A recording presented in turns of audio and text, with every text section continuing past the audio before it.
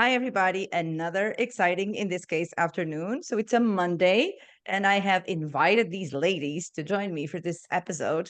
It's a very special and unique one, too. I always say this about everything, right? But the truth is that I actually have met Agata in person recently because we are now uh, friends, colleagues, co volunteers for Women in Localization, the Portuguese chapter.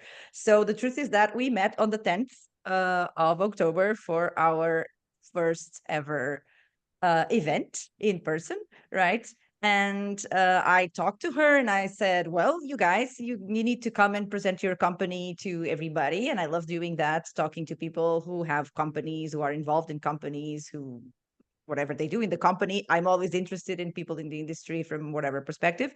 And so Agata decided to actually invite Madhu.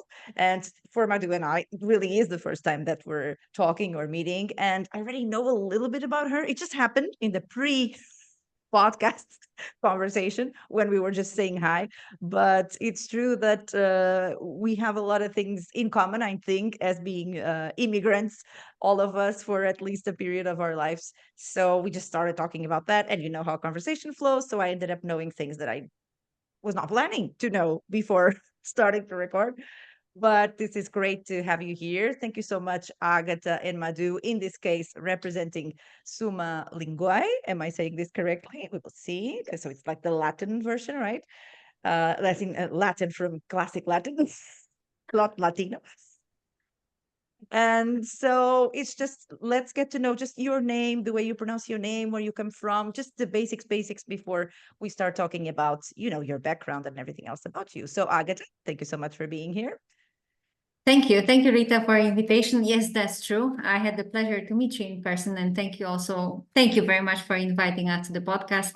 Now we have another chance to meet in a slightly bigger group online this time, but it's equally pleasant. So thank you very much for having us.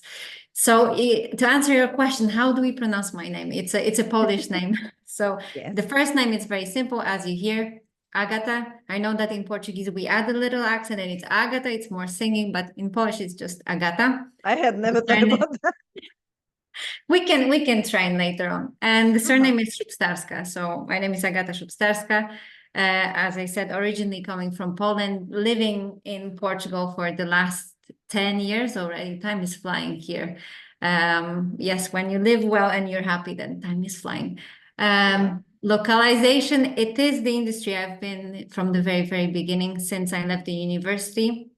So the relationship with languages, translation, business, it's all very much interconnected. And for the past 3 years, I've been happily collaborating with Summa Linguae. Currently, I'm the managing director for Europe, working on everyday basis, having this pleasure to collaborate also on a daily basis with Madhu. So I'm very happy that we are here together representing the company, and we will be able to tell you a little bit more about our lives and work. Yes, please. So Madhu, let's listen to this beautiful name. Is it Madhu short for something, or is it the No, full it's name? not. It's Okay, not. let's go. First of all, thank you for inviting us, Rita and Agata. Thank you for bringing me along. Actually, it's a very short name, Madhu. It can actually be a name of a boy or a girl in India. A lot of people Great. do mistake it. It means honey, very simple. And Sundaramurthy is actually my father's name. So where I come from in India, we actually keep our father's name as our surname, like the name. It's not a Well family done. name, but his name. And that's how the girls keep their father's name and they take it ahead, right? So I decided to keep my father's name even after I got married. I stay in India. I work for Summa Linguae Technologies. And after being in multiple roles, now I'm the global HR director. I've had the pleasure of living in Europe for a couple of years. And I fell into the language industry, I would say, by chance. Moved back to India, went to an interview, then what was known as Mayflower Language Services. And now, of course, we merged with Summa Linguae. So we are Summa Linguae Technologies. And that's when it started way back in 2006. Have had various roles as a translator, as a project manager, always been fascinated by people and cultures. And when I got the opportunity to take the role as the HR director, I jumped and I said, why not? We've been growing through mergers and acquisitions. What better way to get to know people, cultures, than this way? So I have been here for quite a long time. Love working with Agata and the team at Summa Linguae. Every day is a great learning, and very, very excited to be on your podcast today. Well, no more excited than I am to have you guys. So it's very nice. You're, highly well, you are people who love communicating, getting to know people. And this is one of the best things about our industry is that we are people, right? So we really enjoy this connection and talking and sharing our experiences. And this is what we live for, basically. So let's go back in time. When you were, I suppose, back in Poland. Agata. Uh, I'm having trouble not Anyway, thinking will about. do. Absolutely. So were you always interested in languages? Were you one of those little girls who was always looking forward, like me, right, to American songs, American series, or others, but especially those in my case, as you can see, my Madonna is here because I have to say this, I am celebrating this week my 37th anniversary as a Madonna fan. So this is a very important. I know other people might not celebrate these things, but for me, it's very important because it's where my interest in communication and languages started taking shape. It's when I became a Madonna fan. So that's why I keep on mentioning it all the time. But was this your case? Did you have a reference? Were you obsessed with things that you had on TV? Do you guys have subtitles in Poland or is it voiceover? What kind of situation did you have growing up, your relationship with languages? Is it in the family? Well, first of all, congratulations on your anniversary. Celebrations are here to be celebrated, so keep up with the tradition.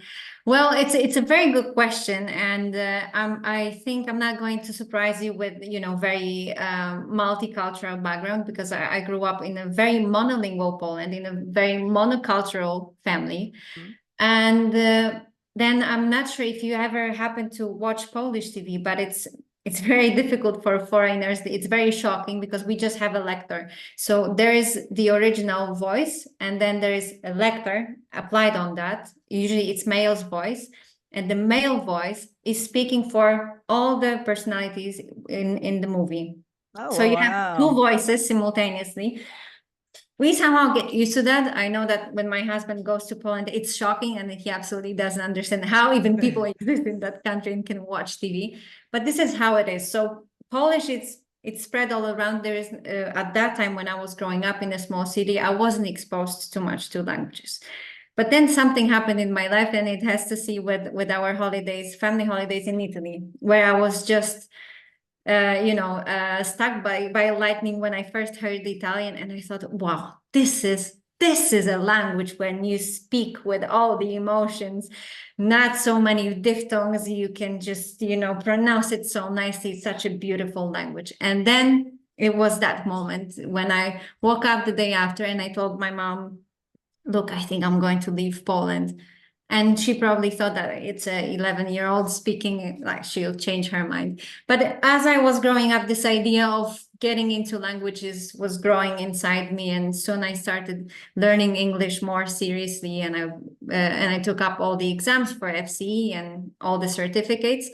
And actually, when I finished high school, I decided, well, it's now or never. So that's when I left to Italy, and this is when the whole European. So you went to Italy first. Yes. It was an absolute love at first hearing and first sight as well. And I went to Italy, and I had, Italian was very fast to acquire because when you feel the passion inside you and you're driven, it's it's a music to your ears, and that was very fast. That's how it started. Then my international journey took me through a couple of more countries. I lived in Spain, in Valencia for 2 years, and then moved to the UK. Had 2 short stops back in Poland just to reassure myself that it's not the final destination. And then here I am in Portugal, living for the last 10 years. I had no idea. I was not expecting that, I have to say. Yes, and the languages, I wish I had more time to actually pursue learning languages more in free time because it's my absolute passion. And when I'm thinking about getting old, I always tell myself that I'll go back to the university at some point to study languages again. There's a fantastic association that I'm a member of, which is HYPIA. It's a polyglot association. which gathers polyglots from around the world. So if anyone listening to your podcast is a polyglot or a hyperglot, then I highly recommend them to read more about Hypia. So just before we keep going, so what's the difference between a polyglot and a hyperglot? So there are different rules and statistics. Some say that a polyglot, the difference between polyglot and hyperglot is the number of languages that you know. So according to the association, you become a hyperglot when you start speaking 6 languages. Okay, now we know. Yes. I guess we need to talk to these people, right? Should we? Absolutely, absolutely. It's a fantastic source for your guests as Exactly. well. Can you imagine? Definitely. I live for this, right? So, Madhu, what's the story? Growing up in India, where you have, I mean, it's a whole other story because we're not talking about countries like Portugal or Poland, where you have one language. Right. People have, it's a widespread educational system. I suppose Poland should be the same from that point of view. Yeah, we have our other official languages, but in our case, there's one that it's a very small portion of the population. The other one is obviously sign language, which is an official language in Portugal. But what's the story when you're born in India, where you have just, Yeah, it's I'd crazy, say, right? hundreds of languages, right, to begin with? Yes. So I guess you're born with at least 4 languages being spoken around you, right? And Okay. that's why languages are very So you're important like a to us in India. polyglot. You're already Because it's you're already 4. there, right? You just need 2 more and then you become a hyperglot. Yes, for sure. But what happens? So most good education system is English because of the British colonial culture, right? So most of us do go to English school. So English is a language we learn. There's always the language you speak at home. And in my case, it was multiple languages It because is? my mom What do spoke you speak another at home? language. Yes, we speak a different language at home. If your parents are not from the same state, then it's also probable that you're speaking 2 languages at home, right? Your mom speaks one language with you, your dad speaks one language with you. So there are officially 22 languages in India. And whichever state you study in, right, you have to learn that language as the 3rd language. So there's 3, right? 1, English. 2 is the most widespread Indian language, which is Hindi. And 3 is the state language. And then you could have your mother tongue, your father tongue, and whatever. In my case, since my father was in the defense, we moved states because the job has to get you to move from state to state, and you have to pick up a language, new friends, new cultures every few years, right? I never thought like Agata that, okay, this is the industry I'm going to go to, but languages came easy to me. I think it's also a gene pool. My mom is very good with languages. She will be listening to somebody for 5 minutes. She would have never heard the language for her life. And then she would start talking in that language. She's really, really good, even today.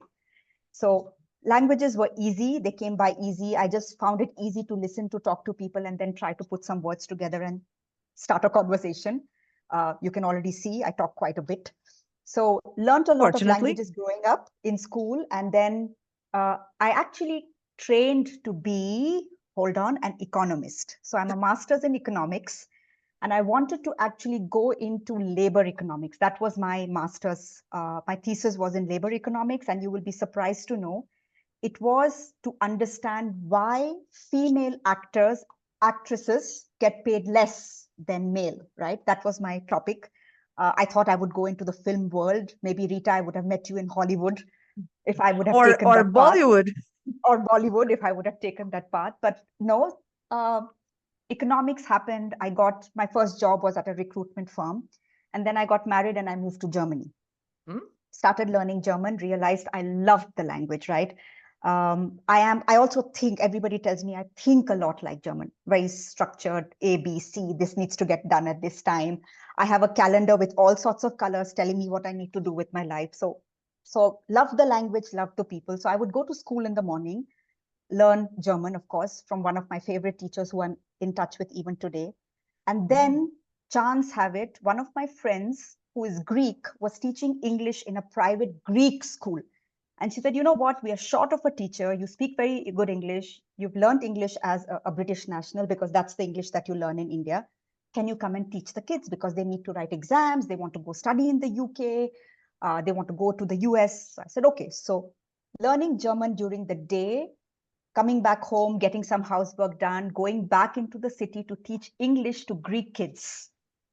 I think that was my initiation into languages and culture. Moved back to India in 2006, got a job at Mayflower Language Services, haven't looked back. And I really enjoy the story and the narrative behind languages and what it does to people. I think that's important for me. Just like me, right? So that's why we're here. The idea is to tell this narrative that is slightly different for everyone, but with the same basis. So that's what keeps us all together, right? So, Agata, you left Poland, and I didn't get it if you went before or after university. So I to actually Italy. went to when I moved to Italy, I stayed there for 1 year, and my goal was to learn the language, start working, save up money for the university, and then start studying there. And as motivated as I was at that time, I did manage to do so. That was the plan. And then I enrolled at the university in Florence. So I studied there for, during my BA. But then for different personal reasons, towards the end, I had to move to Poland for some time. And this is when I just finished the BA in Poland. So I've encountered some fantastic professors at the Tischner European University in Krakow, who were kind enough to accept most of the subjects that I have studied in Italy. So then I managed to complete my BA in Poland, but then at the very last year, Was it a BA in translation, in languages? Linguistics. None of that? In linguistics. Oh, linguistics. Yes. We have this in common. Yes, absolutely. And university in Florence was absolutely fantastic. And it was also very multilingual experience, studying in Italian, studying English with Italian professors, and then getting Spanish classes at the same time. I'm not sure how I handled that, but that was many years ago. So maybe the brain was also more flexible to handle. Yes, and then when you lose some, you win some, right? In your brain. Yes, absolutely. I think that's part of the whole process, right? Also, the more languages you know, the better your process of studying becomes, and you know the drill already. You know what works with you, what doesn't. Yes, and then I completed BA in Poland, and just at the very last semester, there was an opening for internship in Spain. And then I said, well, this is my second opportunity. It's time to move again. So in a translation company?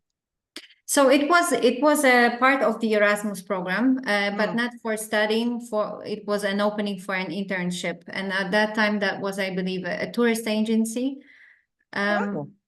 They were accepting linguist students, so I went there, and then that was the second love of Spanish culture, Spanish language. I moved to Valencia, and I stayed again. So this is what I always say in languages, at least. Maybe in other industries doesn't work exactly this way, but I feel like every single job that you do prepares you for the next job that you do, and then for the following job that you do. So it's like that. If we have this as a basis of our knowledge, right? Every time we do something, this will be very, very present, and we will always, always, always use all the knowledge that we acquired in all previous jobs to get to the next job, right? This is my conviction. So then you worked in a traveling agency, and then when was your first LSP on site, right? When did you start working in the industry itself? Well, it was back then in Spain. So as I because there's lots of them, right? Yes, absolutely. Out of personal interest, I started researching local translation agencies, and I did find one in Valencia. This agency is still existing, Interpunct Translations, with a fantastic owner, Nuria, who was kind enough to take me under her wings, and she taught me everything translation. So this company is specialized in audiovisual translation. Oh, wow. So yes, that was the very first contact with LSP. They also had part of the company was focusing in teaching languages. So I had an opportunity to teach English to kids for some time. And that was my first LSP that I've been in. Wow, that is insane. So it's one of those LSPs that do multiple things. There's a bunch of them that do that, languages and language work. Let's call it that. So Madhu, you jumped at this opportunity of working in this LSP. Was it big LSP, smallest LSP compared to what it is now, Summa Linguae So was it much smaller? Was it like a It was. family-owned business? What kind of business was it back then? It was smaller, but it was one of the most well-known LSPs. It is still one of the most well-known LSPs in India. It was called Mayflower Language Services. And I started under the, of course, guidance and training of Madhuri, who is right now our CEO at Summa Linguae. We were about, I would say, 12 people at that time, primarily linguists, a couple of project managers, and of course, we slowly started growing the company. And then today, we are a strong bunch of 300 people in the organization spread across the globe. 2016 was when we started collaborating with Summa, the Polish LSP, under Krzysztof, and then Summa Linguae and Mayflower decided to merge, right? We found synergies, we found areas where, we liked each other's cultures, we worked well together, and we became Summa Linguae Technologies. So that's when, the mergers and acquisition journey started. And then, of course, we started acquiring more companies from Poland, from Belgium, from US, from Canada, Sweden. And then, of course, there was no need to look back, right? You learn so much through the acquisition of another company. You're actually doing the same thing, but there's a lot of different ways through which you do it, right? So they say the end is the same, but the means to get there can be so different. So you can improve with every acquisition. You can align with every acquisition. So I think that journey for me has been amazing. Even if I had changed 10 jobs, probably I wouldn't have learned so much as So I have let's learned start with the within this first one. organization. Yes. What was the first thing that you did in the LSP? So I actually was hired to plan, and Agata, you will be surprised, the German language training program for one of the customers. They had about 30 people in the organization who were supposed to go to Germany for a 6-month project. And they had to be trained on how to, behave, what kind of emails to send. So very basic etiquette training is what the client wanted. And since I had just come back from Germany and I was also working for a limited time at a bank there, they said, you know what, you've been there, you've interacted with people. We need somebody who has hands-on current experience with people. And I used to stay in Munich, and the team was going to Munich. So that's how I started. That's the first project I did. So you were what I call, and I do that too, so a cultural consultant, right? Yes. So that's the job, well, a That's possible job. Usually I do it in a more linguistic Yep, approach yep. only, but you apparently had the chance to actually use, there you go, all your Yep, knowledge, all like the I say, knowledge, right? right? How to behave in office, how to behave when you go out with your team members, how to pay for your bills, right? What happens there? It's Yes, very different from how we do very it in different. India, right? So it was a lot of fun, did that, and then started preparing language, I would say, curriculum for different European languages along with the team. And we did a lot of language training at that time. At that time, if you remember, Rita, localization testing was big, right? You would go and test applications, you would go and test games. And then I moved into something called as game localization testing. So we would go to one of our client location and actually play games that were not released in the market. I know exactly how it goes because that's how I did it in the States, right? I used to go on site and work from there. Correct. So it was a lot of fun sitting with different linguists, some of them who were Indians who had learned languages, some of them who had moved to India from Europe and other countries, and they had made India their home. And we used to be a big bunch working at the client location and, saying, oh, this is wrong in German, but this sounds fun in Japanese. So, doing things on the job, hands-on. So that was something I did. And then, of course, project management from a localization perspective, website localization, a lot of multimedia localization because Mayflower had that as one of its core services. We did a lot of voiceover, subtitling. And I realized that I liked project management more than working just on the language, right? Just translating from one language to another. And I said, you know what? I want to upskill myself. Didn't have to go far away. I had my manager, Madhuri, who said, we learn together, we learn on the job, and there can be nothing better than that. So I learned project management and localization. And then at that time, we wanted to expand, right? Didn't have anybody internally. And I said, you know what? I'll just do that as well. I've done labor economics. I understand how the Indian system works for recruitment and hiring. So we built the DTP team, and then we built the QA team, and we built the vendor management team. And slowly and steadily, we grew to a team of 30 plus, 40 plus, right? And then I took a short break. I took a maternity break. My daughter was born, and I wanted to spend some time with her. So I would freelance. I would do translation whenever I had time. And of course, I had my parent company to go back to whenever I needed to do extra stuff, and I wanted to get out from home and just, have fun with languages and meet up with my colleagues. So I did that for a couple of years, and then got the opportunity to go back full time once my daughter went to school. And I managed, I would say, one of the most interesting projects of my life called competitive intelligence. So this was a client who would do market research in 10 plus languages. And they actually wanted to do what we do today. They wanted to collect data and come up with data insights. And it was so funny.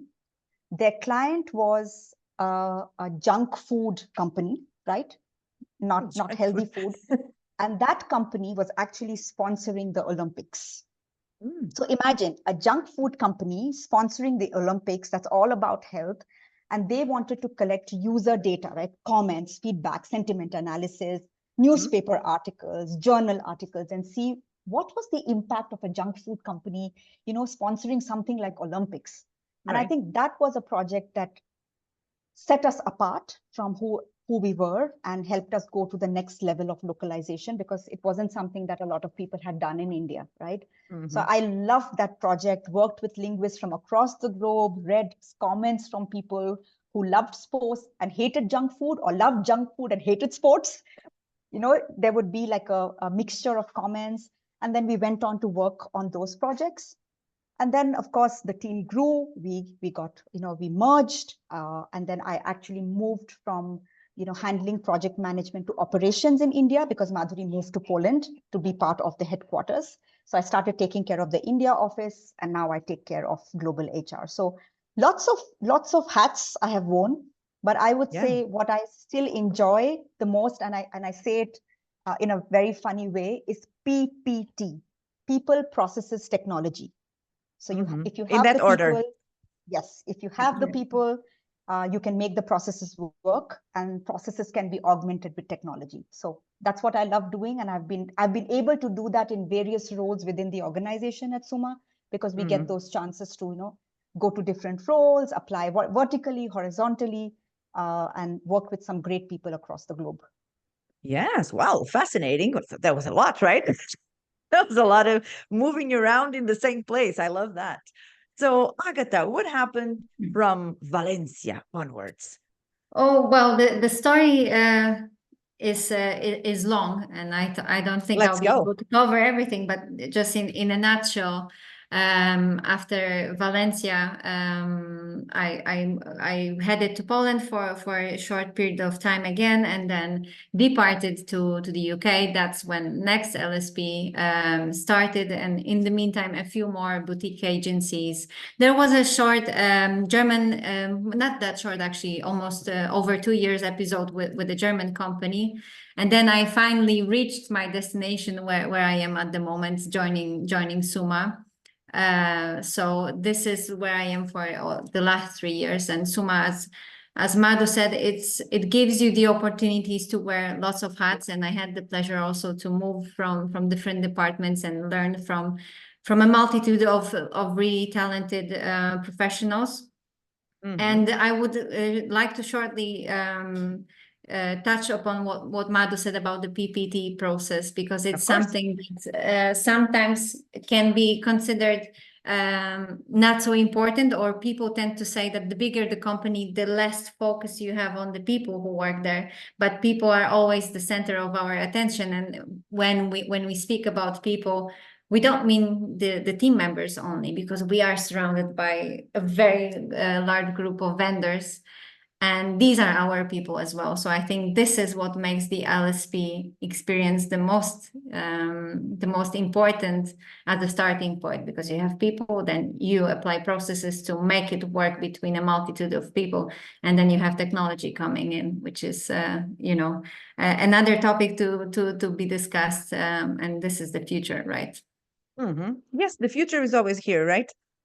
Absolutely. And for us in the industry, the ones who have been here for a while now, the 20-year mark or something like that, we've seen the technology realms, right, integrating in everything that we do, and people being in different moments of this integration. So now it's the big hype and all of that. But I guess for us in the industry, especially the ones like, us who have been kind of moving around, who have been paying attention to everything around us, who have had the chance of seeing things from maybe an overview of a bigger institution, and or a more multilingual or more international institution. For us it was always quite obvious, and now for the last 20 years we have seen, and more, and before that we have seen all of this coming together, and now it's just one of those moments where things became a bit more visible, and we're now culminating in this new era where things seem to just appear from thin air. But I guess for us, it's quite obvious how things have been evolving. But Agata, you didn't tell me if you have had lots of different roles within Mhm. this those years, so that the Yeah. nutshell was too much of a nutshell.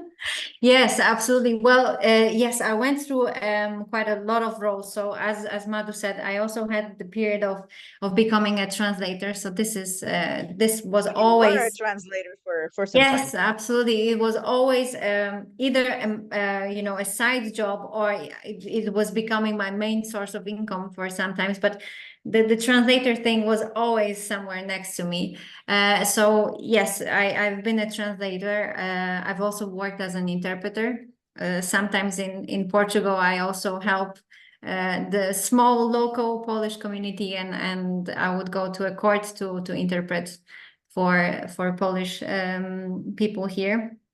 But then in terms of the LSPs, I went through from the project manager role. I was moved to the VM as well, so I was coordinating our You were a vendor large. manager, or like the global vendor manager? Yes, Oh. yes, it was a global vendor manager role. And then I had the chance also of coordinating production, so the project management team. And then I moved to the managing director role for Poland initially, and then to Europe. So where were you? What were you doing professionally when you actually moved to Portugal, since it was already 10 years ago? 10 years ago, 10 years It's like ago, 10 years ago, what was I doing? Yes, it's a lot of many things happened in the last 10 years. So back then, I moved, and it was all very new, the language, the culture, and I had to reinvent myself. I live in the very south. There is not too much industry apart from tourism, so I had to find a way to find my business spot here. And this is when I created a small my own translation agency.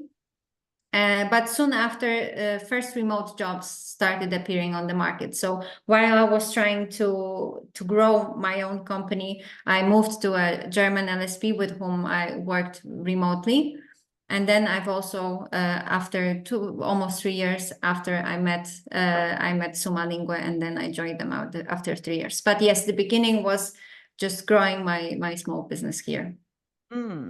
Yes, so great. I like that.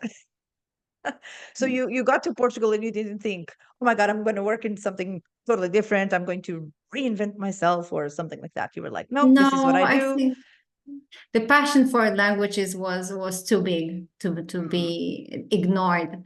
And after the very first months when I already started understanding the culture, the language, and I felt slightly more secured, that's when the need of coming back to the industry grew inside me, because the more I was reading, I knew that the technology was evolving. There's so much happening in the LSPs, and I either come back to the industry right now so that I can catch up on whatever I have missed, or it would be difficult. So you don't want to miss too many things, as the world around us is evolving so fast. The industry is going through a lot of changes, and it's not from yesterday, but the last years were so intense in our industry. So it's good to stay up to date, and you don't want to miss something happening. That's why I think it's always difficult, to take a break. So it's a blessing, but it's also a problem at the same time. I'm not sure, Madhu, if you had the same experience, that you felt that you really wanted to go back to the industry during your break, but I couldn't wait along. Yeah. So did you feel that way? So No, Agata was asking. actually, for me, it was since I stayed in touch with the LSP that I was working with. It didn't feel like you It were did away, feel like on like I a was real far break. away, right? It didn't feel like that I was far away. I would, take up work once in a while. And actually, the LSP community in India is also pretty strong. You all must have seen recently we had an event, the organization is called Sitlob. We had a huge Of event, course, and I saw Rita, that. I met, yes, I met Robert there. Robert was there, right? Yes, yes. So I think from that perspective, and because we are people of languages, you somehow stay within the realm of, talking to people, seeing what's going on, what's changing. And when you come back, it's not like a sudden impact saying, oh my God, how much has changed. So I don't think for me it was such a big break or a shock, culture shock when I came back. But I loved the way we had evolved. And I think that's what makes our industry so niche and and you want to stay here, right? You don't, once you're here, you don't want to leave it. But I do agree with Agata. If for some reason you're either working for a smaller company or you're working or focusing more on another role, that doesn't mean that you're so hands-on or that you have to have such deep technical knowledge. And then when you wake up one day, even if you always have been in the industry, right? There's always, if you're not updated, I always say you have to eat these industry news for breakfast every day, or else it's going to be complicated, because in 5 seconds someone already bought something else that you thought was Yes, a Absolutely. standalone thing, and then it's like that. So it has been always very intense. I've always felt that way because obviously my main clients have always been located in California, where things happen, right? So basically people don't sometimes, some of us don't even consider this, but I do think that we are like the first people to actually have the impact of whatever new is happening in the world, because immediately, even before things hit the market many times, it's us who's going to have to, deal with these challenges, new terminology, new markets that people want to go to, new formats of content. So for us, this is a constant thing. It's like an everyday thing. We have to know who bought who, or else we're going to say something that it's not accurate anymore. So I agree with you that if you're not paying attention all the time, especially the last, let's say, 5 years, probably even more intensely, and also with all the merges and buyings and sellings and all of that. So while I was in the last company, we also had all sorts of merges and buying and selling and all of that. And you have to adapt to all sorts of new things, like Madhu was saying. It's the same thing, you just do it with other people and in a different way. And I remember those days of just trying to implement all of that into your head and working with from 1 or 2 systems to like 15 systems, because they all had different ones. So it's like, and now companies keep legacy from previous companies and previous companies and previous companies. It's really hard to just get to that point where everything is actually integrated into the last company, that it's not going to be the last one. It's just for those 2 years. So yeah, so things are really moving, and I suppose that the majority of people who are outside our industry really have a slightest idea that this industry we move in is actually one of the most versatile, more rapidly growing, more adaptive than almost anything else in the world. We just think that technology happens or economics happen, but we are immediately getting into that as it happens, right? Sometimes products are not even out and we already know about everything. So we know about things usually for everybody else, right? So usually we language people, are very informed, right? Yes, I need absolutely. to say We're very that. much informed and we are constantly seeking for the information. That's why you have your podcast, right? Where you can meet people from the industry and hear their stories. That's why we're so interested in reading up the news, that there are so many fun, really valuable resources of information. But that's where also all the industry associations come in. So I think that, the latest events of, for example, Women in Localization opening its chapter in Portugal, that's another door opening for all of us, whether they are from South, like myself, from a smaller town, or cosmopolitan Lisbon or Porto. It puts it all together in the same room, where we can just exchange our experiences, speak about what's happening on the national level of the translation industry, and then European and global, of course. And then suddenly it joins us all together. So the exchange of information now, it's so much easier. And I think that COVID, if there was one positive thing about COVID, I think this is the only one, right? That it allowed us to open up to remote work and our multilingual world suddenly became smaller, and then we are all interconnected and we stay up to date. I guess maybe in other industries it's brand new to have remote work, but for us it's just normal, right? It's been like this ever since they invented the internet. So like I say, we're always at the forefront because it's the nature of what we do. We're up there in communication, right? So in movement all at the time. And that's right. We are all part of Women in Localization. Go figure. But before we get into that, let's talk about Summa Linguae, what it is right now. So you are in India and Agata is in Europe. So how does this work? What is it like to work in a company where you actually have to be in close contact? Because apparently you two are always, working together. So what's the story? How do you coordinate? How do you feel? What is your company in the world, right? So what kind of clients do you have? What kind of verticals do you work with? What's the story as we speak? So I guess working together is a motto that we have, right? You work collaboratively, doesn't matter where you work. And the fact that you can work in flexible time zones, flexible places, that just makes life easier. At Summa, I think what really works for us is that we have people in the team who think diverse, right? So there's always a lot of interesting initiatives going on. We're trying to learn new stuff. We are adapting to technology. I remember we had a recent strategy meeting where somebody said that, AI is not here to replace us. People are getting scared about those things. AI is not to replace us. It's just an enabler, right? And we need to make sure that we adapt to that. And I think that's when the values of Summa become very important. One of them being that we'll take risks, we have innovation braveness, and that we will adapt to what the market is seeking, right? And today, Rita, if you look at the marketing, or you look at the market, it's all about content. Be it, languages where content is available in abundance, or be it languages which are low resource languages, right? And what they all need is somebody to get in there and understand what can be done with their data, what can be done with their repositories.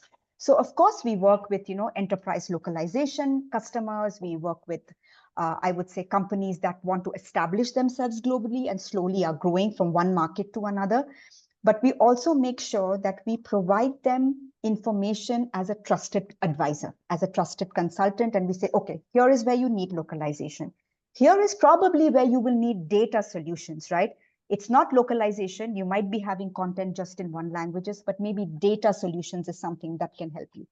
Or this is not work that can be easily done outside your premises. So maybe you would need managed services. You would need us to step in as your project management office and take over your localization process and make it robust. So to answer your question, I think the three big service lines as Summa have always been data solutions, where we provide all sorts of multilingual data services, localization, which is of course important in the multilingual business, and managed solutions, where we actually are an extended arm of our clients, right? We are part of the client team. We work alongside them within their premises, in their office, using their technology to make them efficient in the market.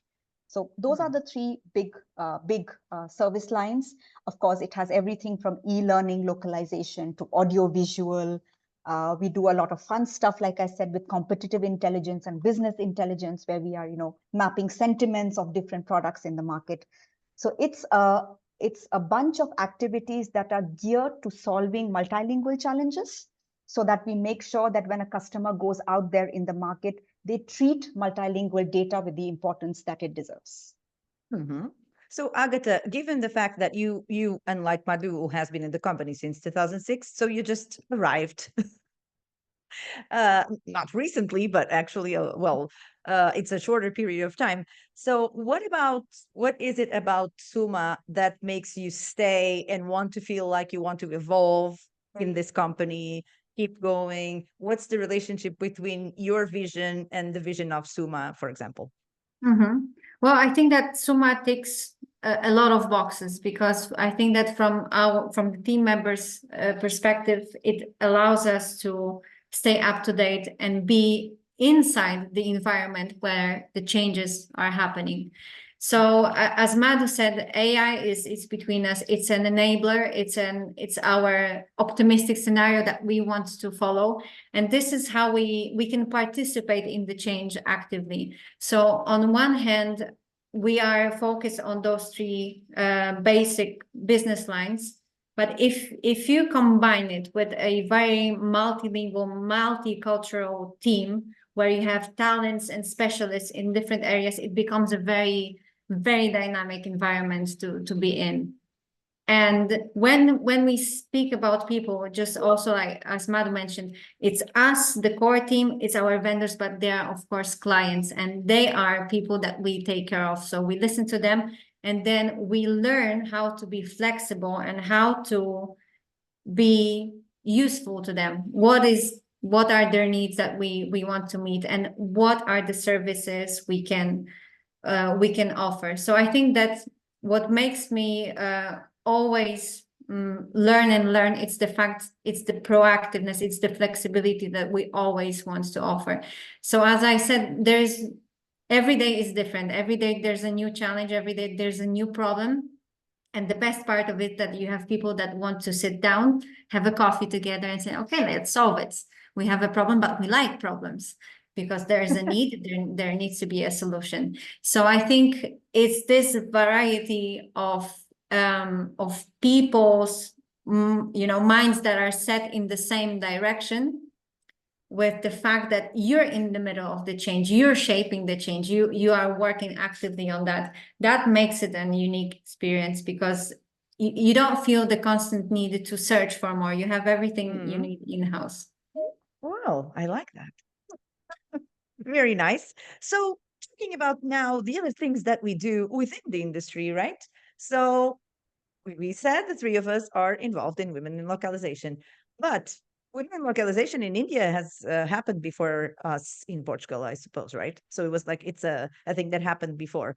So were you involved in the first round? So when the chapter was first founded, did you come afterwards? And what is the story of being part of a company and being involved in an association as a volunteer? So what's in it for you as a member of the company, and what's in it for you as an individual person?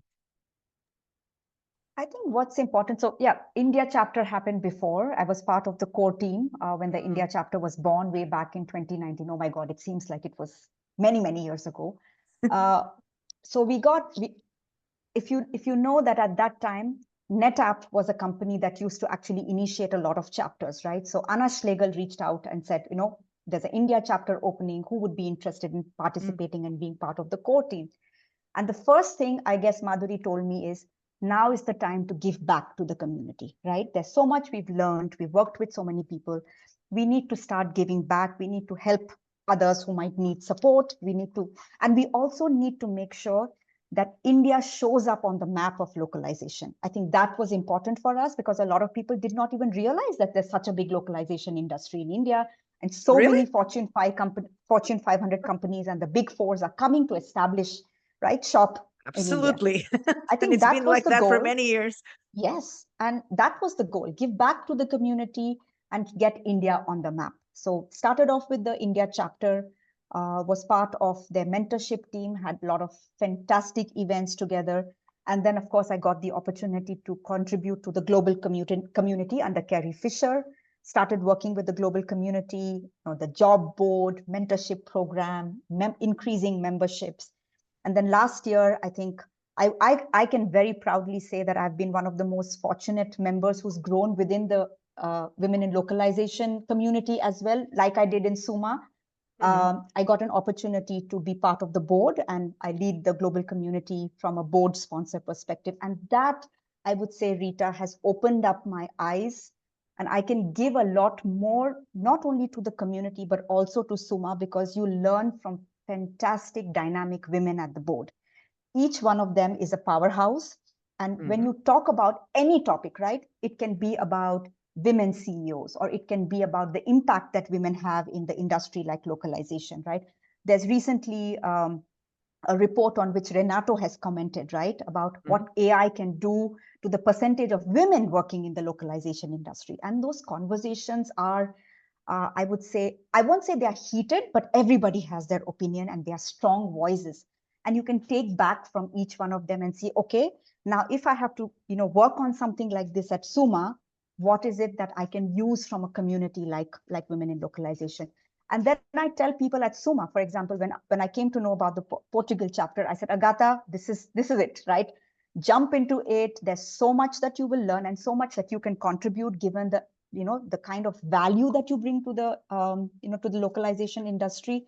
So you create that safe space, you create that learning space, and nothing can do it as well as a community, Rita. So that's an area where I feel everybody should find time in their busy work life to give back to a community. It doesn't have to always be a language community, but whatever, right? You can support animals, you can support the senior citizens in a country, but you have to give back to the community in a way it actually takes away from the work stress, right? When I go into the Women in Localization meetings, I'm energized even if it's at 10 p.m. my time, because people are coming in with so much of love, affection, passion to do something, and that's the best part. And because of that community, we decided that India also deserves a local community which talks about the Indian translation industry. And SITLOB was formed a few years ago, and we have a small group of people who manage, of course, the governing body of SITLOB. Again, thanks to the company, I was fortunate enough to say, okay, I can contribute there as well. And that has been growing steadily and gaining a lot of importance, right? People are talking about us now. We have events, we have people visiting us from the international community as keynote speakers. And it's just been a fabulous journey, I think, where a company lets you explore also your passion to give back to the community, because in a lot of places maybe that's not an option, right? Because it is time that you're contributing to another organization, right? And I think that freedom that we have in Summa to contribute, to be part of events, to go out there and help people who might need our support, learn from people and bring back that learning into Summa, I think that community corporation connect is fabulous. Wow. Yes, amazing. Now the cat is out of the bag. Because Agatha obviously was heavy influenced by Madhu. Yes, absolutely. But that's an example of positive influence that you would like to have For in sure. your life. So I 100% agree with what Madhu said, that after getting so much of knowledge and experiences, it's time that you want to share it with other people. So it's not only about the meetings that you have after work. And Rita, sometimes we just are there chatting for the first 20 minutes of the meeting, and it's just Or after 2 hours, but well, or more depending on the day, right? depends on the day, yeah. But I believe that the power of community, it's something that connects people, and it makes them want to join, because we see that the community is growing. But even the mentorship program, it's something that it's absolutely priceless, because the higher we get, the more we know, the more we can share. So for those who are reaching the community now, it's a fantastic source of knowledge, and there are so many powerful women that can share that knowledge. And now, of course, when we see at the industry that it's going through a change, and it's not only translators, it's not only interpreters, now we have annotators, there are so many new roles within the company.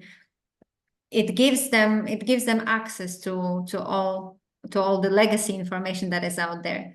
And as we sell, as we offer new services, and these roles happening, we need to have a place where the education can be spread between all different types of levels, roles, and it's the only, not the only, but one of the best sources of learning. So I agree. I was also just, very interested in everything, and I have been branching out. I guess the podcast has been my window to the world, like I say. yeah. Right? It's a great opportunity for me. But I think what's really relevant here is that we listen from the wide community of people who benefit and are involved and make it happen in the industry, right? So that's also my goal with the podcast, that people get to understand that the other people that they see these days who are now representing their companies, representing associations, everything, that they have this background and everything goes back to their passion for languages, for communication, and in the end, obviously, for people. So this has been an amazing hour. Believe it or not, it's been an hour. Really. You girls are, very, very good to talk to because you just have a lot to say and it's amazing. I mean, you're very eloquent, very, it's amazing. I'm like, wow, fascinated by you. So thank you so much for being here. This was amazing. And just a few final words, I'd say, to what will happen within the context of, your roles in Summa, and how can we from the outside see this happening, starting with Madhu? That's an interesting question. Because I think from the newsletter, right? You have a newsletter, you have all sorts of means of communication, you post on social media. So what's happening in there that you're doing that you can actually show the world, or that you actually show the world within your communication means? I think what's important to show to the world, and what we will be doing in a big way, is to make sure that we understand the importance of upskilling, right? No industry, or an industry like ours, and Rita, you put it very, very correctly, right? The changes happen here first, and we need to adapt really, really fast. So I think what's going to be important, not just at Summa, but everywhere within the localization industry, is to grasp this opportunity before anybody else does, and to prove to them that this is the industry that's here to stay, that's here to make your life easier. And life is complex in companies, right? They deal with so much data, the data is complex. They might think that because the word language exists in large language models, things come for free, but that's not true. There are people like you, me, Agata, and so many other powerful, enriched people, right, who can help them tide over these complexities. So upskill, and be a loud voice, I would say. Don't get suppressed by all these, things that are out there telling you that this industry is not needed anymore. Be loud, be brave, go out there and challenge everything that's been thrown at you, because sometimes it's from these challenges that you come up with an innovation that will blow the world away, right? So I think it's all about upskilling and being brave, to keep moving ahead, and to, make sure that from a rich heritage that the localization industry has, we continue to give back to the global world. That's what I would say. Yes, very nice. And so, Agata, final words. What's happening now? What's coming soon? What's coming next after podcast, right? I say there's life before and after podcast. Usually people get brave, they start doing videos. So it's something happens because I think it's a powerful thing just to do something that is very different from what you usually do, not because it's good or bad or whatever it is, because this is pretty homemade, as everybody knows, right? But I guess that's what happens. It shakes you up at some point, and usually you have new initiatives that come from this maybe very simple initiative that is to have you, and with a lot of pleasure, in the podcast. So what's coming in the next few months, few weeks, few years? What's coming? Well, I think it's a continuation of tasks that we're already doing. I think what's important here is to emphasize the fact that there is no separate community of language industry translators, interpreters, or any other roles, and then LSPs on the part. We are part of the same industry. We need each other, and this is where we want to stay. So despite all the technology that is coming and that is affecting our business and it's helping us to grow, translators and language specialists are here to stay with us, and we want to continue our journey with them. So even though some roles are shifting, we tend to use more data. Some projects are different. It opens a lot of opportunities. So as part of giving back, we also want to educate all the collaborators on what is exactly that we do, what is it exactly that we can offer, what else, how they can upskill themselves, and how we can upskill ourselves. So I think the educational part is there, but as long as we stay all together and we collaborate and we try to understand each other's needs, then the industry will flourish, and we are there to witness it all together. Very well. It's true. And I have to say this before I go, that I deeply believe in that. And I really, as I've said this many times in many places, I really want to make it my responsibility to actually also bring on the people that are from the LSP sides to make sure that the dialogue is open and that we all know where we are. I'm always on both sides, right? So I'm there and I'm here, and I like that. Halfway here, halfway there. It's perfect for me. So I really enjoy the fact that there is a dialogue, a more open dialogue between these that seem to be two different sides of the same coin, but they're not. Actually, one thing does not exist without the other, obviously. So they are the same thing. And we need to make this obvious to everybody who's entering the industry, has been in the industry for a long time. But because things are shifting, now it's more of a presence to have this dialogue, this conversation, that we need to stick together, to learn from each other, and to be responsible for our part in this journey that we together. So thank you so much, ladies. This was an absolute pleasure. I am delighted. I have a new friend now in Madhu, right? Yes. And a recent friend in Agata. So this is how it goes. Like I say, my virtual coffee shop. It's the podcast. Yes. And I really appreciate the fact that you took a few hours from your super busy days to come and talk to us a little bit. I mean, to me in this case, and then to whomever is watching or listening, since we are in video and in audio. And it's like I say, it's my episode, but it's your episode. So thank you so much for this. This has been amazing, and I really appreciate it. And I'll see you around. Thank you so much. Thank you for having us. And I must say that you're the most energetic podcast host that we've seen. We want it's like I'm talking to you and I've known you for years. Absolutely. Well, that's exactly the idea. The idea is just to be me exactly as I would be in any other circumstance, and then see what you see is what you get. So if you meet me somewhere else, I'll be exactly the same. Fantastic. The same wrinkles and everything. Thank you so much. It was an absolute pleasure. Thank you. Rita. Thank you so much. Pleasure Rita. was all mine. Thank you so much.